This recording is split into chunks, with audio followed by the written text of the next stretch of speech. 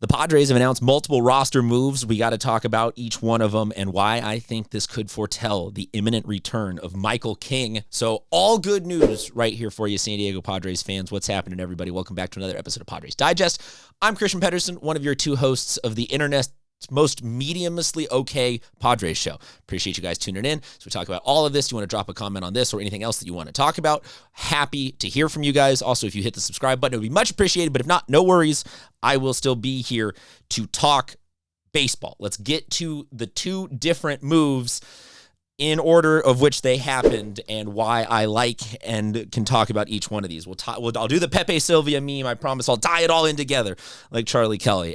We've got Sean Reynolds is coming back from AAA, and JP Sears is headed to AAA El Paso. Sears part of the trade with the A's, included in the Mason Miller deal, and a small part of me was like, whoa, okay, like kind of a, I'm not going to say red alert on a thing, but kind of oh, hey, that's a pretty big move for a guy that we just recently traded for, but he's not the centerpiece of the trade. Mason Miller obviously was, or at least in my opinion was, and we have other guys.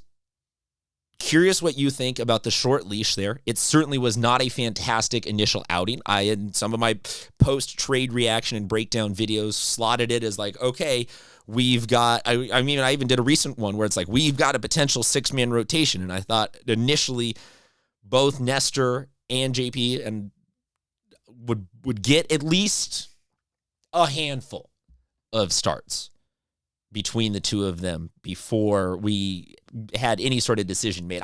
This is what I thought was going to be a stacked six-man rotation. And that initial outing against the Diamondbacks that we saw yesterday as of us recording this, not good.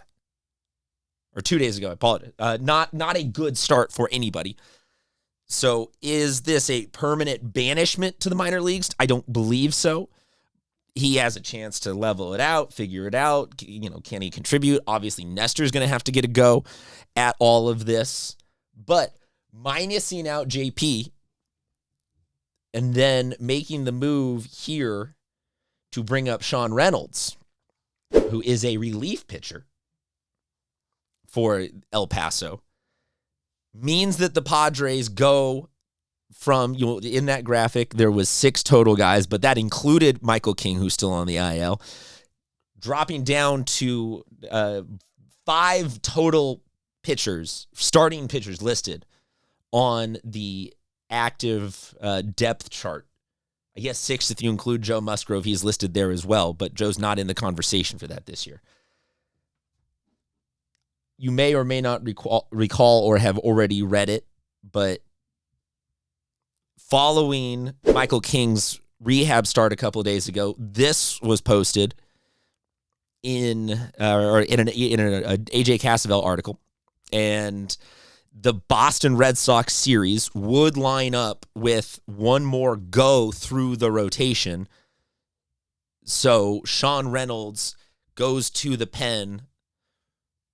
Empty slot really remains for Sears for 4 games as they work their way through the rotation. Reynolds can take some relief innings, and it would open up a slot then to pop Reynolds or somebody back down to the minor leagues and slot in a new starter, a la it's the Boston series and it's Michael King. So I think you can make an argument that, Andrew was saying that this is really going to be Nestor. They're going to slot Nestor in there and maybe leave it as like a floating thing. Could bring Kyle Hart back. There's ideas as to how to fill it, but I also think that you don't make this move unless you are more confident as opposed to less confident. And with a nerve injury like Michael King has had, there can't be a 100% like, this is the green light, he's back, other than him actually being activated and tweeted about by the Padres. But for me, this is a way I see it, this is a strong foretelling that the Padres are optimistic that Michael King is coming back very, very soon, a la one more time through the rotation. Let me know what you guys think, though, below. Am I crazy to think that? Is that what you guys want? He seems ready. It would be enough recovery time from his first minor league rehab start to be rested and good to go and make sure he can sustain the throwing like he has always said was critical for him to be returned from this injury. But I think that is a fantastic thing for the Padres, who are playing better baseball. They're still dropping some stinkers here and there, but in aggregate seem to be in large doing quite well. Again, we've got other videos breaking down all the different stuff that they are succeeding at and the stuff that they're failing at, because we do bounce back and forth between optimism and pessimism on this channel. But that's why I say hit the subscribe. This one, like I said, I was going to talk about the multiple moves. So let's go to the other move then that we have from the Padres. They have outright released Martin Maldonado. So happy trails, Martin. Thank you very much for your contributions to getting us as a bridge quarterback, if you will, to this point in the season. The Padres, there was a nice story a couple weeks ago that might have gone under the radar. The Padres gave Martin what was in his contract as being had he made the All-Star bonus, had he made the All-Star game bonus of $150,000, they did that for him, helping symbolically getting all the pitchers from our bullpen to there. And I think that's a great gesture for a guy who came in, did his best in a position where they weren't spending any money or time trying to find anybody necessarily.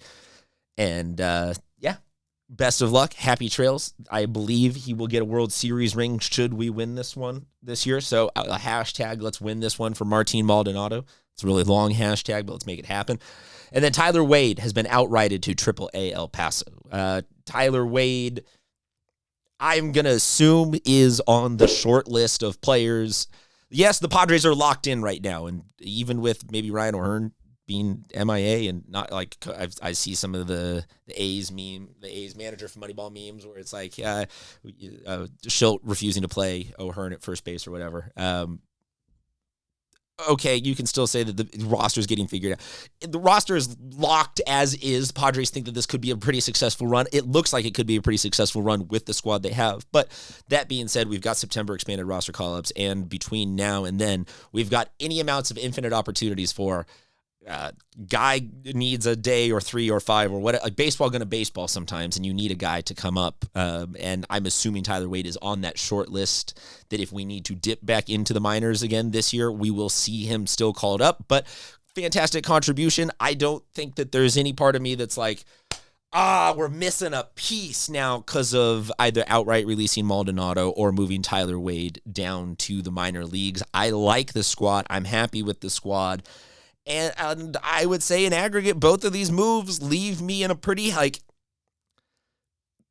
happy and I don't want to keep saying optimistic. I'm trying to think in my mental thesaurus here of like other similar words, but it's that sense of like just everything right now seems to have switched from compounding bad news. Like when we were King first going out, Darvish hadn't come back yet. Tatis and Xander are both, like the list kind of went on and on and on. We still have Hayward. We still have Yuli Gurriel. Launch him into the sun. Like it felt like there was a huge chunk of this Padres season where every couple of days we were dealing with another story that was, and now we're dealing with all stories that are like, and that might be a joke only for the audio audience, but look, I think that baseball is a lot about the little things. And if the little things all add up right now, that the Padres go on a nice run. I'm not going to say get hot and win out because August is going to be an insane schedule. Like we got videos and all this that you can check out, deep diving into the games. But we play the Giants and we play the Dodgers a ton. And if we win all those series, then like, okay, let's really talk about like we might win the NOS. We might be the favorites because we are what we perceive ourselves to be of being, best team in baseball. We're not going to know it for another month, but I think that every little bit that's positive news that comes out is just a stronger indicator that we are closer to that rather than further from that. So drop a comment below on either of these moves or, like I said, anything else that you guys want to see a video on. And if you could hit the subscribe button, be mucho apreciado. Until next time, talk to you guys soon.